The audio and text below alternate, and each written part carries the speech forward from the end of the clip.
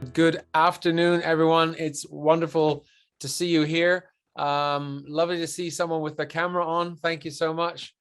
And oops, yeah. Hi, Pamela. Hi, Richard. And hi, everybody else too. But yeah, it's fun if you're happy to put your camera on, please do. We are recording, but yeah, it's lovely to see people.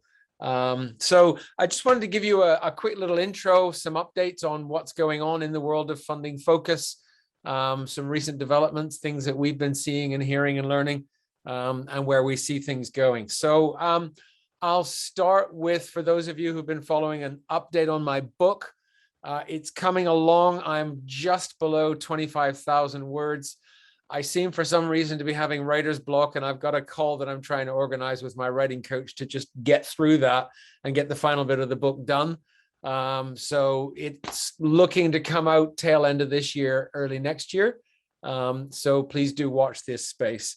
The other thing I want to touch on now is actually an article that I came across while I was away on holiday, but kept for reviewing when I was back. And it was something that came out on Crunchbase called "Venture Capital is Still a Boys Club.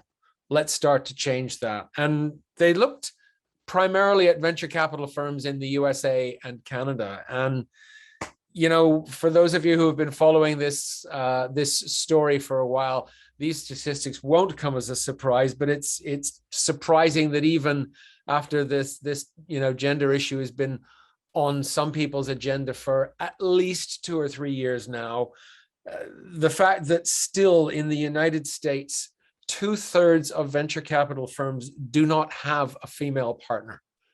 I mean, it's absolutely staggering. I read a description a while back. In fact, it was the Morningstar report, the one that I referred to in the first Funding Focus event and in my TEDx, the one that talked about more men called David than women running investment funds. And they said that the venture capital industry was pale, male, and stale. And it very much still is. Looking at some of the other statistics that came out of this article, they were looking at venture capital firms in the United States and Canada, and it's almost entirely all male management teams. Women made up 13% of management teams in VCs in America and 15% in Canada. And it's just,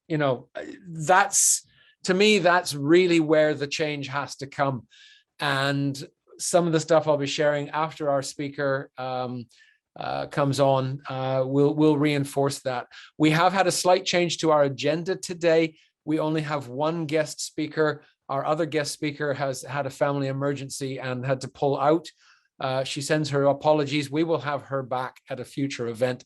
So we've got one guest speaker, but Daria has very, very kindly agreed to stay on a little bit longer so we can have some extended Q&A. She has a fantastic story, which you will hear all about. The other key is that we are therefore going to be having longer breakout sessions. And we know that from feedback from previous events, the breakout sessions are something that you've previously had a lot of value from. And so we will continue to do that. So that's roughly our plan for today. What I'd like to do is kick things off. We've still got some people joining.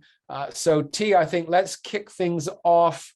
Let's create 3 breakout groups for now. And as people come in, you can decide if you want to put them into new breakout groups or if you want to add them to the existing groups, but probably new groups. Yeah, so let's go for that. So if you want to kick off the breakout groups now, and you guys have 15 minutes to get to know each other and to share thoughts and ideas and anything that you want to talk about. So enjoy those. I'll dip in and out of the breakout groups just to make sure everybody's okay and on track, but have a wonderful time with that. And then when we come back from that, we will have our starring speaker of the day, a friend of mine whose name is Daria Gutnik, and she will be telling her story. It's a wonderful story. So T, if you want to kick off the breakouts, and we'll see you on the other side.